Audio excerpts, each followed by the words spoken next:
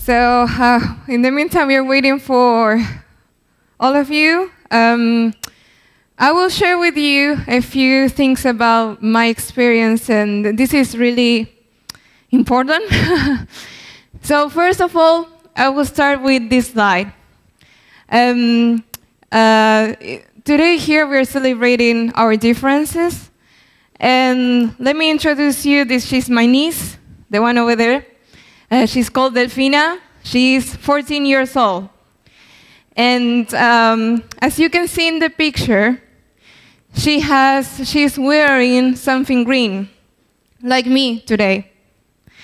And it's not related with St. Patrick's Day, because I think we are in the same date. It's because in my country, women are fighting to have their abortion law legal. In Russia, it was one of the first countries that it was legal, but in my country, it's still not. And for me, it's really meaningful because I've been born and raised in a really conservative family, and to have my niece in the street fighting for her rights is meaningful. So, whatever is your opinion, again, I've been born and raised in a really conservative and religious family, so abortion is not something that is contemplated. And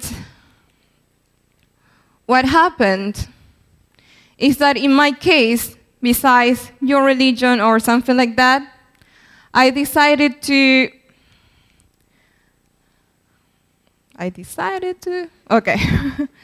to choose empathy. That's something that I really agree that we should all have. Because going back to the case of the abortion again, that's not a situation that I will wish to somebody. And whatever your beliefs are, there's always a person with a different situation than you, that maybe doesn't have the same education as you, and maybe doesn't have the same rights or even the same healthy relationships or same healthy environment around. So this happened this year, right? It says an 11-year-old in Argentina was raped. A hospital denied her an abortion. And what you can see here is all women fighting for this law. And this is something that really goes with me because of personal topics. What happened? This girl was raped by her grandmother's partner, 11 years old. Finally, they didn't do the abortion. After, the baby died. So this situation, when we talk about feminists, we are not talking about just fighting for other things and talking about build more diverse environments and equal opportunities. We still have these kind of things happening. And that's just one example. For example, in other places like India, girls quit their education because something normal for us, there is period. Basically, they don't have hygienic products to go to their schools. They feel ashamed. And for some men, there are still, when a woman has a period, they should be away of them. It's like a disease. We are still talking about these kind of things, and we are in 2019. So if you want to know more about it, there is something that is called the PAD project, when they build their own hygienic products in India to have more girls that use these cheap hygienic products, right? So more ladies can afford education.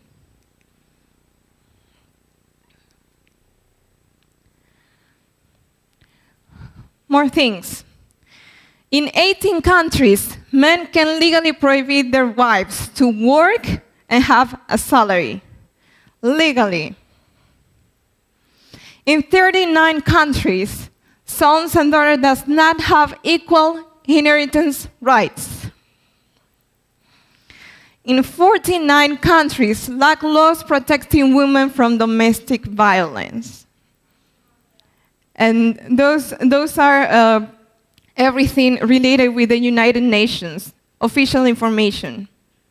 So I think we still have a lot of things to do. So, but what we can do, right?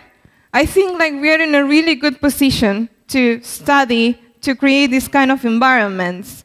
And as women, first of all, give opportunities. Embrace each other, right? So if you're a woman and you know some other woman that is having problem, instead of competition or try to build a different kind of relationship that is not working, talk together, support each other. That's important. Second, if you're a man, you can be part too. Here in these pictures, I have one of my best friends, mentor, and role model, thanks to him that I think I'm here. He's Jonathan. We are here in this picture. That was our first Google Developers group, my first time in a community. And basically, I've been part of that because he saw me and he invited me. I think you know a lot. Why you don't give a tech talk? He gave me an opportunity as a man, right? After that, he became a huge mentor for me. Okay, there's an image losing. He became a huge mentor for me, and he's such a great role model. He used to, for example, sell things in the street when he was a teenager. And then right now, he's traveling around the world. He has his own business. He used to work with Coldplay and Madonna, for example, right? And he is aware that people need opportunity. He gave me an opportunity, and he's a man. So here, it should be a picture of Jonathan doing his talk, so you can see him online, so you can see more about his story. And here, it should be another picture of one of my role models. His name is Jorge Silva. He used to be one of my teachers in university. And he was one of the person that believes in me till now. He was the one that, when I asked about teaching, about talk, he says, you can do it. You need any help. That's the kind of things that we need. It doesn't matter if you're a woman or a man. Support each other. Give opportunities.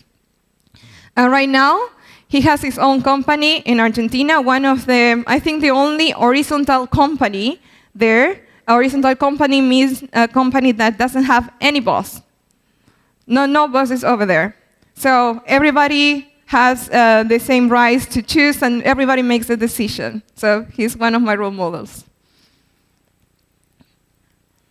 And to close this conversation, I see everywhere that we see that the future is feminist.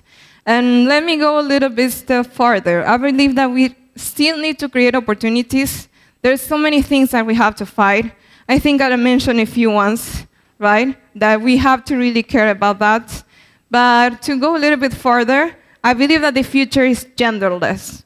If we all have the same opportunities, it doesn't matter if you're a guy, if you're a man, or even non-gender. But we all deserve the same